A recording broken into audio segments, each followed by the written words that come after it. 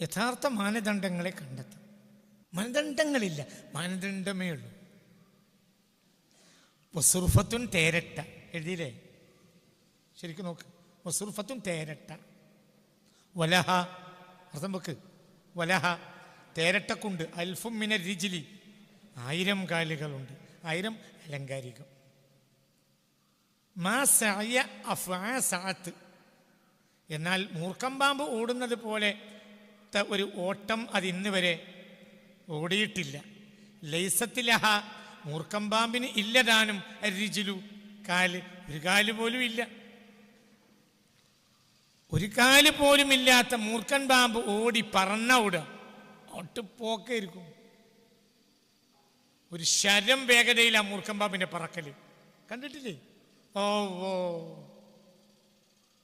Fastest, ഭയങ്കര പറക്കരുത്. എന്നാൽ ലേസത്തിലഹ അതിനില്ലതാനും അരിച്ചിലു കാൽ. കാലില്ലാത്ത മൂർഖൻ പാമ്പ് പറന്നോടുന്നത് പോലെ അങ്ങനെ പറക്കും പോലെ ഓടും. അങ്ങനെ ഇന്ന് വരെയുള്ള ചരിത്രത്തിൽ ഒരു കാലത്തും തേരട്ട ഓടിയിട്ടില്ല, ചലിച്ചിട്ടുമില്ല. വയ്യ. അതിൻ്റെ ശാപം അതിൻ്റെ കാലുകളായിരിക്കും. എന്തിനാ കാല്? പറ ചലിക്കാൻ. പറ അതിനല്ലേ ഇതിനെ കാല് ചലിക്കാനല്ല. പക്ഷെ അതിൻ്റെ കാലാണോ അതിൻ്റെ ശാപം എന്ന് തോന്നിപ്പോവും.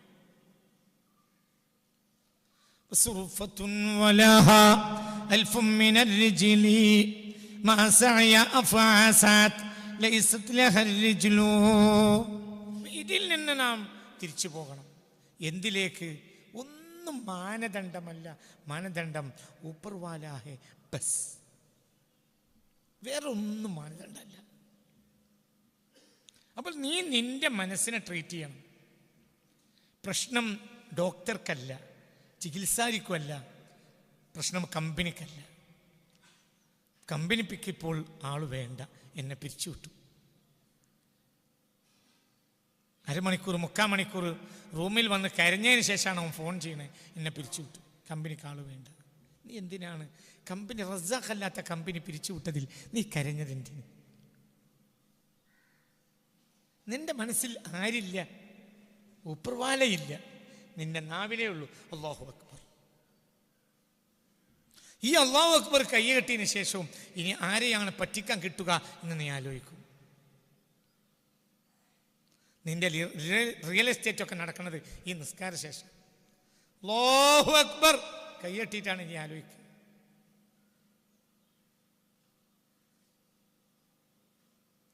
$65 ഞാൻ തരാമെന്ന് പറഞ്ഞു, മറ്റും ഞാൻ കൊടുത്തോളാം എന്ന് പറഞ്ഞിട്ടുണ്ട്. 75 മറ്റും എടുക്കാമെന്ന് ഏറ്റിട്ടുണ്ട്. ഇപ്പം നമ്മളെ വർത്താനം 10 റുപ്യ നമുക്ക് തലയെ കെട്ടാം. എനിക്ക് നല്ലത് നേരം വെളുക്കാൻ കാലത്ത് നടക്കണം. ഈ എക്സസൈസ് നടക്കും. എൻ്റെ നാവിലുണ്ട് ആര്? അല്ലാഹ്. എൻ്റെ മനസ്സിൽ അല്ലല്ല. പ്രശ്നം നീ വിചാരിക്കുന്നത് നീ വലിച്ചു കൂട്ടുന്നത് കൊണ്ടാണ് നീ ജീവിക്കുന്നതാണ്. അത് ആസിബിൻ വായിലിൻ്റെ ധാരണയാണ്. ആസിബിൻ വായിലിനെ പോലെ ഖുർആൻ ആക്ഷേപിച്ച ഒരു തമ്മാടിയാരാ? എന്താ പറഞ്ഞത്? ബഷറെ പറഞ്ഞ വാക്കുകൾ ഈ 3 വാക്കും ആവർത്തിച്ച് പറ. എന്താ പറഞ്ഞു? എന്താ ഇപ്പം പറഞ്ഞത്? പറഞ്ഞത് പറയും മക്കളെ. എന്താ ഇപ്പം ലാസ്റ്റ് പറഞ്ഞ 3 സെൻറ്റൻസ് പറ. നമ്മൾ വലിച്ചു കൂട്ടുന്നത് കൊണ്ടാണ് നമ്മുടെ കാര്യങ്ങൾ നടക്കുന്നത് എന്ന ചിന്ത ആസിബിൻ വായിലിൻ്റെ ചിന്തയാണ്. ആസിബിൻ വായിലിനെ പോലെ ഖുർആൻ വിമർശിച്ച ഒരു തമ്മാടി ഇല്ല. ഏതാ സൂറത്ത്? ആസിബിൻ വായിലിനെ വിമർശിക്കുന്ന സൂറത്ത് ഏതാ? വൈലുൽ ലികുല്ലി ഹുമസത്തിൽ ലുമസ അല്ലദീ ജമഅ മാല വഅദ്ദദ ജമഅ കസബാനല്ല, ഇക്തസബാനല്ല, ജമഅ. ജമഅ വലിച്ചൂട്ടുക, ഇതാണ് ജമഅ. ഒരു സ്ഥലത്ത് ഇക്തസബ എന്ന് പറഞ്ഞു, മനസ്സിലായില്ലേ? അധ്വാനിച്ചുണ്ടാക്കലാണ് ഇവിടെ ഇക്തിസാബ് എന്ന് പറയാം.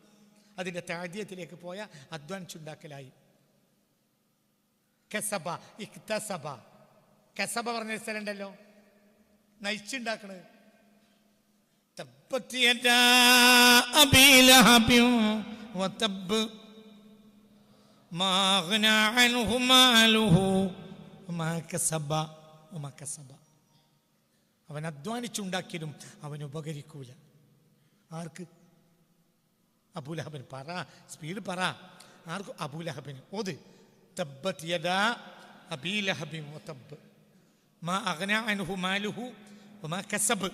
അവൻ്റെ സമ്പത്തും അവൻ്റെ അധ്വാനവും ഒന്നും അവന് ഉപകരിക്കൂല. അവൻ നയിച്ചു പോറ്റിയ മക്കളും സമ്പത്തും ഉപകരിക്കൂല. അവിടെ ഒമാ കസബ കൊണ്ട് ഉദ്ദേശം നയിച്ചു പോറ്റി വളർത്തിയ മക്കൾ. അതാണ് ഒമാ കസബ കൊണ്ട് അവിടെ ഉദ്ദേശം.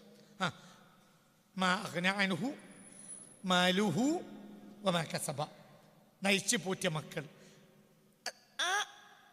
മനസ്സിലായില്ലേ? കസ്ബിൽ ഒരു മദ്ഹുണ്ട്, തൊഴിൽ അതിലൊരു മദ്ഹുണ്ട്. എന്താണെങ്കിലും തൊഴിലാണ്. ഒരാൾക്കൊരു തൊഴിലുണ്ടാവുക അയാളുടെ മഹത്വമാണ്. ഒരാൾക്ക് തൊഴിലില്ലാതിരിക്കുക അയാളുടെ മോശമാണ്. മനസ്സിലാവുണ്ടോ പറഞ്ഞത്? ചിന്തിക്കണം. ഒരാൾ നേരെ പോലത്തെ ഒരു തൊഴിൽ ചെയ്യുക, അത് അയാളുടെ മഹത്വമാണ്. തൊഴിൽ എന്ന് പറഞ്ഞാൽ എന്താ? ഒരാളുടെ ഓരോ തൊഴിലിനും ഒരു എന്താ പറയുക, ഒരു സ്റ്റാൻഡ് ഉണ്ട്. ഒരു തൊഴിലിനുമുണ്ട് ഒരു ഏരിയ ഉണ്ട്. ഒരു തൊഴിൽ കൊണ്ട് കിട്ടുന്നതിന് ഒരു പരിധിയുണ്ട്. ഇപ്പോൾ വൈകുന്നേരം വരെ കൈക്കോട്ടെത്തിയാൽ 1000 രൂപ കിട്ടും. വൈകുന്നേരം വരെ മോഷ്ടിച്ചാലോ?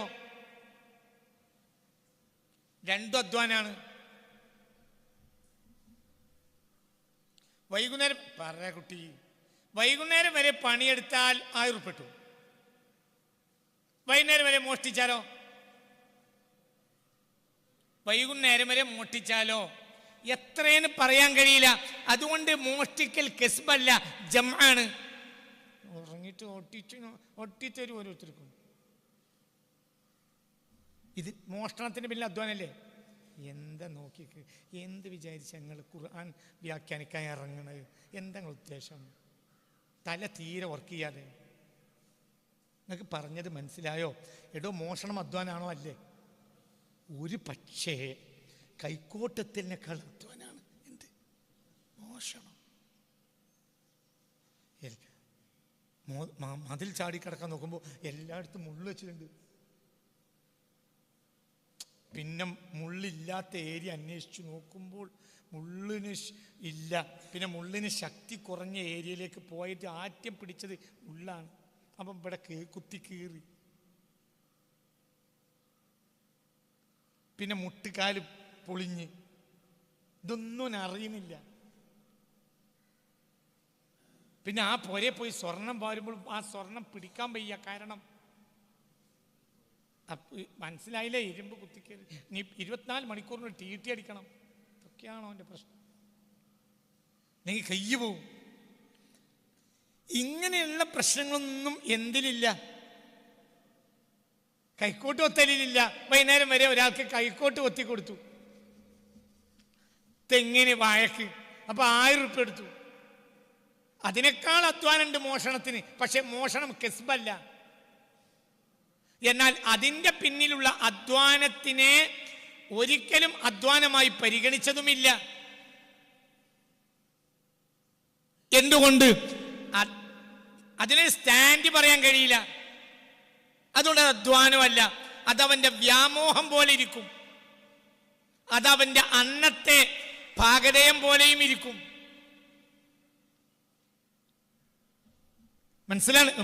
പറഞ്ഞ മനസ്സിലായില്ലേ? അപ്പോൾ ഇവിടെ കസ്ബ് എന്ന് പറയാനുള്ള കാരണം ജംഅ്. വൈലുല്ലിക്കുല്ലി പറ, വൈലുല്ലിക്കുല്ലി ഹുമസത്തിൽ ലുമസത്തിനില്ലദി ജമഅ മാലൻ വഅദ്ദദാ. ഇവിടെ ജമഅ എന്ന് പറയാനുള്ള കാരണം എന്താ? കണ്ടതൊക്കെ വലിച്ചുകൂട്ടാണ്. അധ്വാനിച്ച് നേടുകയല്ല, ആ വലിച്ചു കൂട്ടലാണ് അവന്റെ അധ്വാനം. എന്തുകൊണ്ട്? യഹ്സബു, അവൻ വിചാരിക്കുന്നത് അന്ന മാലഹു സമ്പത്തുണ്ടായാലേ അഹ്ലദഹു ഈ നിഅമത്തുകളെ ഈ സന്തോഷത്തിലും സുഖത്തിലും എന്നെന്നും കഴിയാൻ കഴിയും എന്നാണ് അവൻ വിചാരിക്കുന്നത്. പച്ച മലയാളം പോലത്തെ അറബിയല്ലേ, എന്താ മനസ്സിലാക്കാൻ ബുദ്ധിമുട്ട്? നമുക്ക് നിങ്ങൾക്ക് ഇപ്പം പഠിച്ച പഠിപ്പോണ്ട് തന്നെ നിങ്ങൾക്ക് ആവശ്യം ഉള്ളിൻ്റെ ഉള്ളിൽ കയറിയാൽ അതിൻ്റെ ആവറേജ് മനസ്സിലാവും. പിന്നെ അതിൻ്റെ അടിയിലേക്ക് ഇറങ്ങിപ്പോയാൽ മതി. വൈലുല്ലി കുല്ലി ഹുമസത്തിൽ, ഹുമസത്തിനും ലുമസത്തിനുമാണ് നാശം. അതിന് ഇപ്പം പറഞ്ഞാൽ തീരൂല, അങ്ങനത്തെ അർത്ഥമാണ് അതിനുള്ളത്. മുന്നിൽ നിന്നും പിന്നിൽ നിന്നും ആക്ഷേപിക്കുന്നവർ, കുത്തി നടക്കുന്നവർ, ജനങ്ങളെ ദ്രോഹിക്കുന്നവർ, ഇങ്ങനെയൊക്കെയാണ് അതിൻ്റെ അർത്ഥം. വലിയ ആശയമുണ്ട് അതിൽ, ഇപ്പം പറയുന്നില്ല. പിന്നെ ആരെപ്പറ്റി അത് പറഞ്ഞു? ആസിബിൻ വായിലിനെ പറ്റി.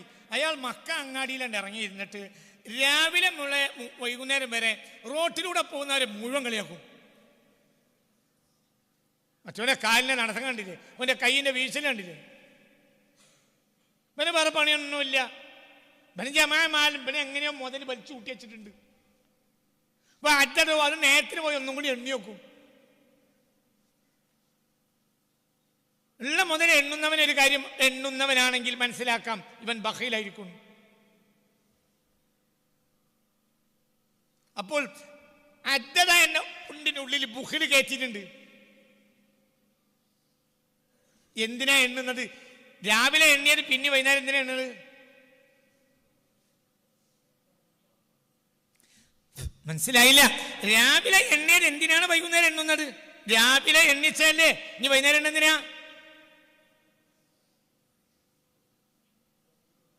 അത് പ്രസവിക്കൂലല്ലോ. പീലി പറ്റൂ കൂട്ടുമെന്ന് നീ പറഞ്ഞു പണ്ട്, അങ്ങനെ ഒരു പാട്ടുണ്ട്. മനസ്സിലായില്ല? അങ്ങനെ ഒരു പാട്ടുണ്ട്. പീലി പറ്റൂ കൂട്ടുമെന്ന് നീ പറഞ്ഞു പണ്ട് എന്ന് പറഞ്ഞതുപോലെ പൈസ പ്രസവിക്കൂ? പറയോടോ ഇല്ല. പിന്നെ എന്തിനാ? കുറഞ്ഞിട്ടില്ലല്ലോ, ആരും കട്ടിട്ടില്ലല്ലോ. ഇവന് വിശ്വാസം ഉണ്ടാവില്ല, കാരണം ഇവൻ കട്ടതാണത്. ഇവൻ അനധികൃതമായി എടുത്തതാ, ഇവന് കൈക്കൂലി വാങ്ങിയതാ, ഇവന് കള്ളക്കച്ചവടം ചെയ്താ, മറ്റവനെ പറ്റിച്ചതാ. അപ്പൊ ഇവൻ ഇനി ഒരാൾ പറ്റിക്കുന്നവന് ഏറ്റവും ചുരുങ്ങി ആരും പരിയില്ല, എന്നാലും പരിയിൽ പെണ്ണുങ്ങളുണ്ടല്ലോ, ഓള് പറ്റിയാലോ. ഇവൻ ഒരാൾക്ക് 10 പൈസ കൊടുക്കൂല. എന്തുകൊണ്ട്? ഇവന്റെ ആഗ്രഹം ഇത് പീലി പറ്റി കൂട്ടുമെന്ന് പറഞ്ഞ ഇതൊന്ന് പ്രസവിച്ച് കിട്ടിയെങ്കിൽ എന്നാണ് അവന്റെ ആഗ്രഹം. പിന്നെ അങ്ങനെ ഇവൻ അപ്പൊ കൂടുതലേ ഇവൻ ആഗ്രഹമുള്ളൂ. എന്താഗ്രഹമില്ല? കുറെ ആഗ്രഹമില്ലാത്തവനാരെങ്ങനെ പള്ളിക്കം വെച്ച് കൊടുക്കൂ? ഓ മദ്രസ കൊടുക്കുമോ? കബാലയത്തിന്റെ തൊട്ടറമ്പിലാണ് എന്റെ വീട്. ആരുടെ പറയടൂ? മക്കത്ത് ജനിച്ചത് നന്നാകുകയാണെങ്കിൽ നന്നാണ്ടേ. മക്കത്ത് ജനിച്ചതുകൊണ്ട് നന്നാവൂല, മുക്കത്ത് ജനിച്ചതുകൊണ്ട് മോശമാവൂല. അത് ഉറപ്പിച്ചാൽ മതി. അടുത്ത ക്ലാസ് അതാണ് ഉറപ്പിച്ചാൽ. മക്കത്ത് ജനിച്ചതുകൊണ്ട് ഞാൻ മക്കത്തൊക്കെ എത്തിക്കിട്ടിയാൽ നന്നായിരുന്നു, ഞാൻ നന്നായിട്ട് എത്തിയാൽ മതി. എന്നോട് മക്കൻ്റെ കുറിച്ചും കൂടി വാക്കി അങ്ങേക്കണ്ട. ഹജ്ജിന് പോകാൻ വേണ്ടി ഇറങ്ങിയിട്ട് 11ാം കൊല്ലത്തിലാണ് ഈ ഭൂലോകം കൊണ്ട് ജനിച്ച ആൺകുട്ടികളെ കൂട്ടത്തിലെ ഒരു മഹാനായ ആൺകുട്ടി ഹജ്ജിനെത്തിയത്. 11ാം കൊല്ലം ഇമാം ഗസാലി. അതിനേക്കാളും വലിയൊരു ആൺകുട്ടി പിന്നെ ജനിച്ചു എന്ന് പറഞ്ഞാൽ കാണടക്കം ഞാൻ ഒന്ന് തരും. ഇമാം ഗസാലിക്ക് ശേഷം ആ വിഷയത്തിൽ ഇമാം ഗസാലിയെ പോലത്തെ ഒരു ആൺകുട്ടി ജനിച്ചിട്ടേ ഇല്ല. അതാണ് ഇമാം ഗസാലി. ആ മനുഷ്യനെ കണ്ടു കിട്ടിയാൽ ആ മനുഷ്യൻ്റെ കാലിനടിയിൽ മണ്ണ് കലക്കി കുടിക്കണം എന്നാണ് എൻ്റെ വിശ്വാസം. അത്രയും മഹാനാണ് ഇമാം ഗസാലി. ഹജ്ജിന് വീട്ടിൽ നിന്ന് ഇറങ്ങിയിട്ട് ഹജ്ജിനെത്തുന്നത് 11ാമത്തെ കൊല്ലം. പിന്നെ 5 കൊല്ലം ജീവിച്ചു. ആ 5 കൊല്ലം മിണ്ടിയിട്ടില്ല, വർത്താനല്ല. ആളുകൾ അദ്ദേഹത്തെ കാണുമ്പോഴത്തേന് ഹിദായത്ത് കിട്ടും, മൊത്തക്കൊക്കെ ഹിദായത്ത് കിട്ടും. എന്തുകൊണ്ട്? അദ്ദേഹത്തിന് കിട്ടിക്കഴിഞ്ഞു. മനസ്സിലായില്ലേ? ചിന്തിക്ക്. AD 1106 1095 ഹജ്ജിന് പുറപ്പെട്ടു.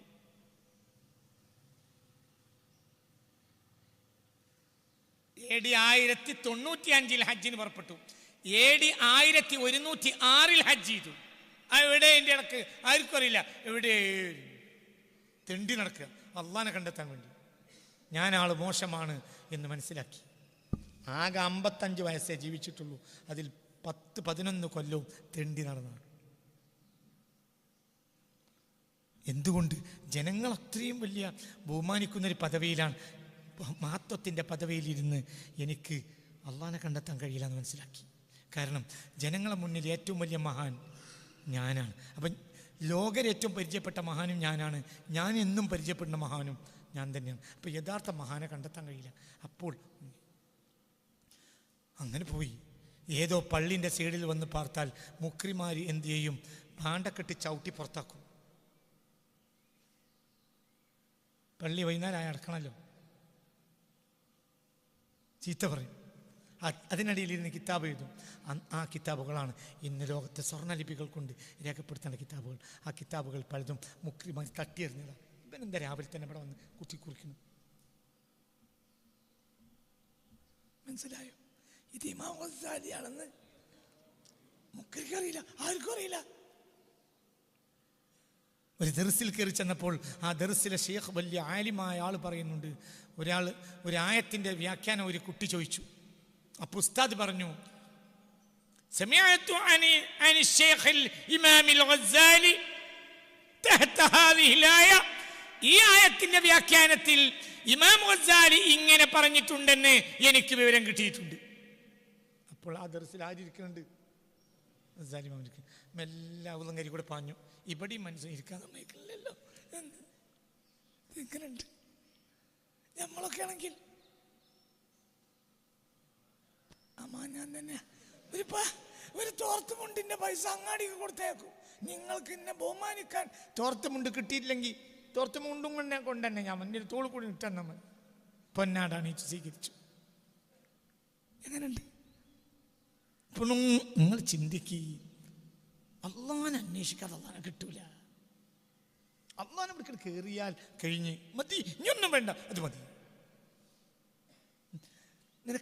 നിനക്കുള്ളത് കൊണ്ട് നോക്ക്. ആസിബുൽ വായിനെ ആക്ഷേപിച്ചത് നോക്ക്. അവിടെ നോക്ക്. അതെന്നെയല്ലേ നമ്മളൊക്കെ ചിന്ത. നമ്മളൊക്കെ ആസിബിന് വായിൽ തന്നെയല്ലേ. എൻ്റെ ഇന്നത്തെ സൗകര്യം കൊണ്ടാണ് ഞാൻ ജീവിച്ചു പോണത്. എൻ്റെ ആ ഏർപ്പാട് കാവനൂർ അങ്ങാടിയിൽ ആ ഏർപ്പാട് കൊണ്ടാണ് ഞാനും എൻ്റെ കുട്ടികളും ജീവിച്ചു പോണത്. എൻ്റെ വാപ്പാൻ്റെ ആ താമരശ്ശേരി അങ്ങാടി അതുകൊണ്ടാണ് ഞങ്ങളങ്ങനെ വാപ്പാൻ്റെ ആ കച്ചവടം കൊണ്ട് അങ്ങനെ കഴിഞ്ഞോളൂ.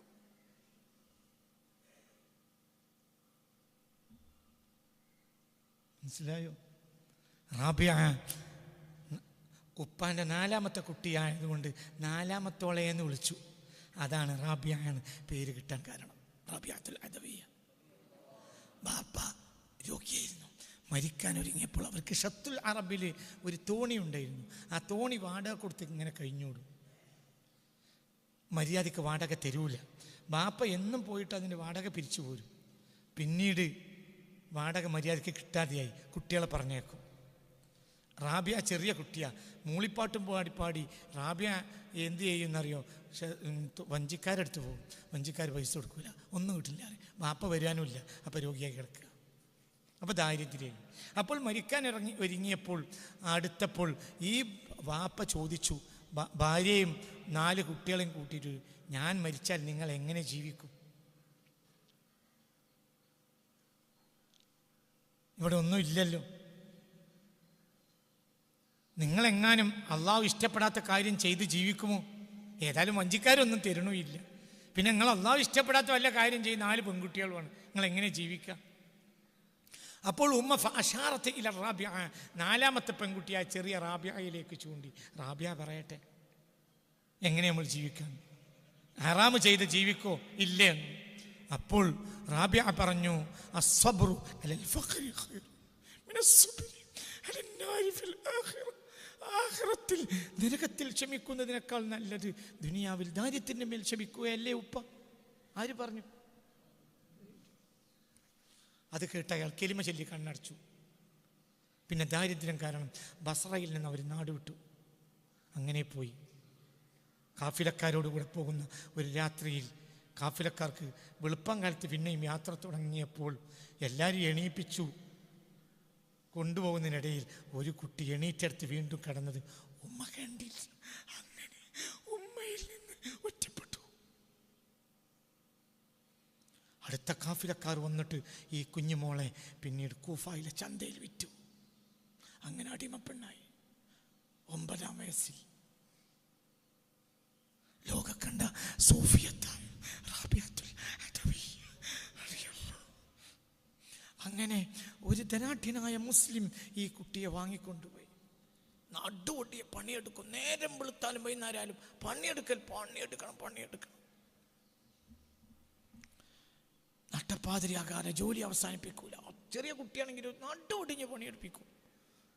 ഒരു രാത്രി എന്തോ ഒരു മൂത്രശങ്കക്കോ മറ്റോ വീട്ടുകാരനായ ഈ ധനാഢ്യൻ എണീറ്റപ്പോൾ അടിമപ്പെണ്ണ്, ചെറിയ ബാലികയായ അടിമപ്പെണ്ണിൻ്റെ മുറിയിൽ നിന്ന് ഒരു ചെറിയ പതുങ്ങിയ ശബ്ദം കേട്ടു. അതിസുന്ദരിയായ കുട്ടിയാണ്.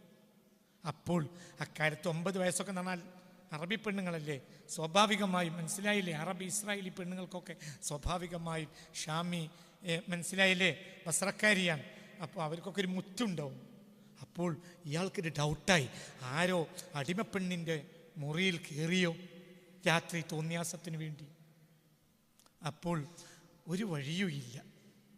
ഇയാൾ മുറിയിലേക്ക് വായു കടക്കാനുള്ള ഒരു വെടിപ്പഴുതുണ്ട്, പഴയ കാലത്ത് വെടിപ്പഴുതുണ്ടാവും. അതിലൂടെ ചെവി വെച്ച് നോക്കി, എന്താ ഇവർ വല്ല കിന്നാരം എന്താ പറയുന്നത്. അപ്പോൾ അയാൾ കേട്ടു, മാസജിത്തുക, നിനക്ക് ഞാൻ വേണ്ടത്ര സുജൂദ് ചെയ്യുന്നില്ല, എനിക്കറിയാം. നീ കഠിന കഠോര ഹൃദയനായ ഒരു മനുഷ്യനെയല്ലേ എന്നെ ഏൽപ്പിച്ചത്. നീ ഒരു ഹൃദയത്തിന് മയമുള്ള മനുഷ്യൻ്റെ അടിമയാക്കിയിരുന്നെങ്കിൽ ഇതിനേക്കാൾ കൂടുതൽ ഞാൻ ഇബാദത്തെടുക്കുമായിരുന്നു. നീ എന്നെ ഇബാദത്തിന് വേണ്ടിയല്ലാതെ പടച്ചിട്ടില്ല എന്ന് എനിക്കറിയും. അപ്പോൾ ഇയാൾ ഓടി വീട്ടിലെ റൂമിലേക്ക് പോയിട്ട് ഭാര്യയെ വിളിച്ചു, ഓടിവാ. വാതിൽ മുട്ടി. ഈ കുട്ടി പറഞ്ഞേ നീ കേട്ടോ, ഈ കുട്ടി അടിമയാക്കിയാൽ നമുക്ക് നരകമാണ്. നീ ഇന്ന് മുതൽ സ്വതന്ത്രയ, ഇഷ്ടമുള്ളടത്ത് പോകാം. ആ പെൺകുട്ടിയെ പിന്നാലെ ലോകം അങ്ങോട്ട് കൂടി. ആയിരക്കണക്കായ ആളുകൾ അങ്ങോട്ട് സഞ്ചരിച്ചു. മനസ്സിലായില്ലേ? ആ മഹദിയാണ് ആര്? റാബിയത്തുൽ അദവിയ്യ. എങ്ങനെയുണ്ട്? അപ്പം അവരുടെ വിശ്വാസത്തിൻ്റെ ആധാരം. നമ്മളിപ്പോൾ നല്ലതാണ്, നമ്മൾ സുന്നികളാണ്. ഇപ്പം സുന്നികളുടെ വിശ്വാസം എന്താ? അവരെ കൊണ്ട് നമുക്ക് വെച്ച് ഇടതേടിയാൽ അള്ളാഹു ഉത്തരം കിട്ടും. അത് ഹക്കായ വിശ്വാസവുമാണ്. മുസ്തഫ നബി സല്ലല്ലാഹു അലൈഹി വസല്ലം വരെ മനസ്സിലായില്ലേ പറഞ്ഞത്, സ്വാലിക്കുൽ മുഹാജിരിനെ കൊണ്ട് ഇടതേടിയിരുന്നു എന്ന് വ്യക്തമായ ഹദീസിൽ കാണാം. അതിന് യാതൊരു പ്രശ്നവും ഇല്ല. പക്ഷേ നാം ഇടതേടുന്ന ഈ വ്യക്തികളെ ആരായിരുന്നു? എന്തുകൊണ്ടാണ് അവർക്ക് ആ സ്ഥാനം കിട്ടിയത്? മനസ്സിലായില്ല. നമ്മൾ ഇന്ന് ഇടതേടുന്ന ഈ വ്യക്തികൾ ആരാണ്? അവർക്ക് ഈ സ്ഥാനം കിട്ടാനുള്ള കാരണം എന്താ? റാബിയ റളിയല്ലാഹു അൻഹായുടെ ഹക്ക് കൊണ്ട് നീ എന്നെ വിജയിപ്പിക്കുന്നു നമ്മൾ പറയും. നല്ല ദുആയാണ്, ഒരു തെറ്റും അതിലില്ല. പക്ഷേ റാബിയ ഈ സ്ഥാനത്തെത്തിയത് എന്തുകൊണ്ട്? മലഅത് ഖൽബഹാ മിൻ ഹുബ്ബില്ലാഹ് وأنت لا تملو وأنت لا تصرف وجهك إلى الله وكيف أنت تتفاخر بها وأنت تدعو لله يا رب نجني بحق عبد القادر الجيلاني. نعم دعاء صحيح لا شك فيه، ولكن كيف وصل الشيخ عبد القادر إلى هذه الدرجة؟ بملآن قلبه بالله وأنت لا تصرف وجهك إلى الله. ശരിയാണോ അല്ലേ? പറ, ശരിയാണോ അല്ലേ? ഉറക്കപ്പറയടൂ. ഇതിനെ മെല്ലെ പറയണം, ഉറക്കപ്പറയടൂ. പറഞ്ഞത് മനസ്സിലായോ? അവരാ സ്ഥാനത്തെത്തിയത് എന്തുകൊണ്ട്? അവരെ കൽബിൽ ആര് നിറഞ്ഞു? അല്ലാഹുവും റസൂലും നിറഞ്ഞു. ഈ റാബിയയോട് പിന്നെ രാജാവ് കല്യാണം അന്വേഷിച്ചപ്പോൾ പറഞ്ഞു ലാ, പിന്നെ പറഞ്ഞു ലാ, പിന്നെന്തേരു? പിന്നെ രാജാവ് പറഞ്ഞു എന്റെ കട്ടിലിൽ പോലും വരേണ്ട, എന്റെ ബെഡ്റൂമിൽ വരേണ്ട റാബിയ, ഒന്നും ചെയ്യണ്ട. എനിക്ക് അള്ളാഹിനോട് പറയാം, നീ എന്തെങ്കിലും നന്മയിട്ടുണ്ടോ, ഞാൻ റാബിയാന്റെ ഭർത്താവാണ്, അതെങ്കിലും പറയാലോ. അപ്പോൾ പറഞ്ഞു ശരി, നിങ്ങളെ കട്ടിലോ ബെഡ്റൂമിലോ ഞാൻ വരേണ്ട, ഓക്കെ ശരി. പക്ഷേ അല സൗജതി അൻ തുഹിബ്ബ സൗജഹ, ഭർത്താവിനെ പ്രേമിക്കലെങ്കിലും ഭാര്യക്ക് നിർബന്ധമല്ലേ? വമാ ഫീ ഖൽബി മൗളിഉ,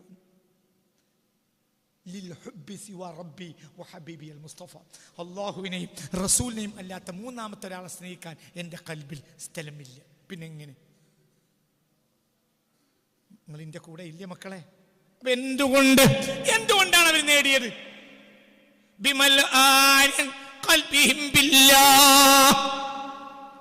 അല്ലാഹു കൽബ് അങ്ങോട്ട് നിറഞ്ഞു. പിന്നെ എങ്ങനെ നമ്മളിലേക്ക് തിരികെ? ഇസ്മായിൽ ഹഖൽ ബറൂസവി തങ്ങൾ ബഹുമാനപ്പെട്ട അൽ ബഖറയുടെ വ്യാഖ്യാനത്തിൽ കൊടുക്കുന്ന ഒരു ഏരിയ ഞാൻ വായിക്കാം, ബാക്കി അടുത്ത ക്ലാസ്സിൽ വിശദീകരിക്കാം. ولا بد للعبد من العروج من الخلق الى الخالق. ولا بد للعبد عبد ആണെങ്കിൽ അബ്ദിന് അത്യാവശ്യമാണ് എന്ത്? മിനൽ ഉറൂജി മിനൽ ഖൽഖ് ഇലൽ ഖാലിഖ്. കേറണം. അബ്ദ് ആവുമെങ്കിൽ അബ്ദ് ആദ്യം എന്ത് ചെയ്യണം? നിസ്കരിക്കുന്ന മുമ്പിൽക്കല്ല വേണ്ടത്. അബ്ദ് ആദ്യമായി, ബാക്കി അടുത്ത ക്ലാസ്സിൽ വായിക്കാം. മിനൽ ഉറൂജി കേറണം. മിഅറാജ് കയറ്റം അല്ലേ? പറ. മിനൽ ഉറൂജി കേറണം. എവിടുന്ന് എവിടേക്ക് കയറണം? മിനൽ ഖൽഖി ഇലൽ ഖാലിഖ്. സൃഷ്ടിന്ന് ആരിലേക്ക് കയറണം? അപ്പോഴാണ് അവൻ ആരാവുക? പറ മോനെ, അതന്നെ, അതാണ്. എന്താ നിന്റെ പേര്? അസീം. തന്നെ നല്ല കറക്റ്റ്, നല്ല വാക്ക്. അള്ളാഹുരൊക്കെ നമ്മളെ കുട്ടികളവനൊക്കെ അള്ളാഹു തആല ഇൽമിൽ ബർക്കത്ത് ചെയ്യട്ടെ. നല്ല വാക്ക്, നല്ല വാക്ക്. അബ്ദാവണമെങ്കിൽ അബ്ദ് എവിടുന്ന് എങ്ങോട്ട് കയറണം? ഖൽഖിൽ നിന്ന് ആരിലേക്ക് കയറണം? ഖാലിഖിലേക്ക് കയറണം. ഖൽഖിലേക്ക് തിരിഞ്ഞാൽ അവനെ ഹസ്ബിന് വായിൽ തന്നെയല്ലേ? യഹ്സബു വൈലുൽ ലികുല്ലി ഹുമസത്തിൻ ലുമസത്തിൻ ഇല്ലദി ജമഅ. എന്തിനാ ജമഅ? യഹ്സബു. എന്തുകൊണ്ടാണ് ജമഅ ചെയ്തിട്ട് പിന്നെ എണ്ണുന്നത്? യഹ്സബു. അവന്റെ ധാരണ അന്നമാലഹു അഖ്ലദഹു, ഈ മുതലുകൊണ്ടാണ് ഞാൻ ജീവിക്കുന്നതാണ്. നമ്മൾ വിചാരം അങ്ങനെ തന്നെ.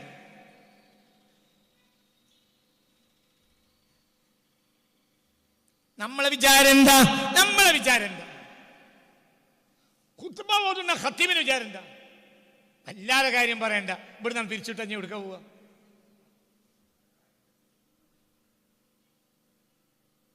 ഞാൻ ഇന്നലെ ഇശാ നിസ്കരിച്ചത് ഒരു ആലിമിൻ്റെ കീഴിലാണ്. ഇശാ നിസ്കാരം കഴിഞ്ഞ് ഇറങ്ങി പോന്നപ്പോൾ ഞാനിങ്ങനെ പള്ളിയിൽ നിന്ന് ഇങ്ങനെ ഇറങ്ങി വരുമ്പോൾ മുറ്റത്ത് അപ്പോൾ അദ്ദേഹമുണ്ട്. ഇങ്ങനെ വരികയാണ്. അപ്പോൾ ചോദിച്ചു, എവിടെ ഇപ്പം ജോലി? ജോലിയില്ല, ജോലിയൊക്കെ പിന്നെ ഒഴിവായി, ഇപ്പം ജോലിയില്ല. അപ്പോൾ ഞാൻ പറഞ്ഞു അൽഹംദുലില്ലാ. എത്ര കാലമായി ജോലിയില്ല? ഇപ്പോൾ 5-6 മാസമായി ജോലിയില്ല. അൽഹംദുലില്ലാ. പെണ്ണുങ്ങൾ കുട്ടികളൊക്കെ ശരിക്കൊന്ന് കണ്ടാൽ. എന്തുകൊണ്ട്? ജോലിയില്ല, ജോലി വേണ്ട. ജോലി ചെയ്യാൻ തയ്യാറാണ്, പക്ഷെ ജോലി കിട്ടിയില്ല. ഒരാൾക്ക് അവൻ്റെ പ്രൊഫഷൻ തന്നെ കിട്ടണമല്ലോ. ജീവിതത്തിൽ വല്ല കമ്മിയുണ്ടോ? പറഞ്ഞിട്ട് ജീവിതത്തിൽ കമ്മിയുണ്ടോ? ഇല്ല. ജീവൻ സന്തോഷകരമാണ്. കാരണം കമ്പനിയോ പള്ളി കമ്മിറ്റിയോ എന്ത് ഏറ്റിട്ടില്ല, റിസ്ക് ഏറ്റിട്ടില്ല. അതാരാ? അല്ലാഹ്. നീ റിസ്ക് കിട്ടി, ഇവരെ കയ്യിൽ നിന്ന് വല്ലതും കിട്ടിയില്ല കാര്യമുണ്ട്.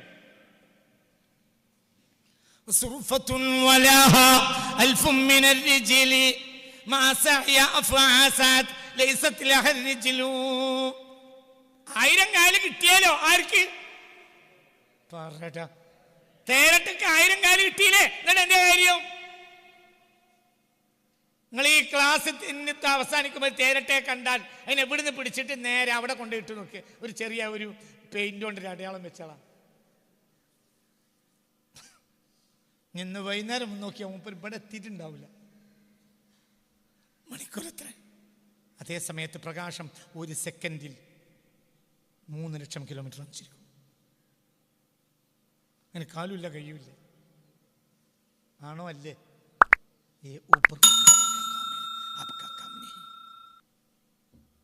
നിന്റെ പണിയല്ല, ഇതൊക്കെ ആരെ പണിയാ?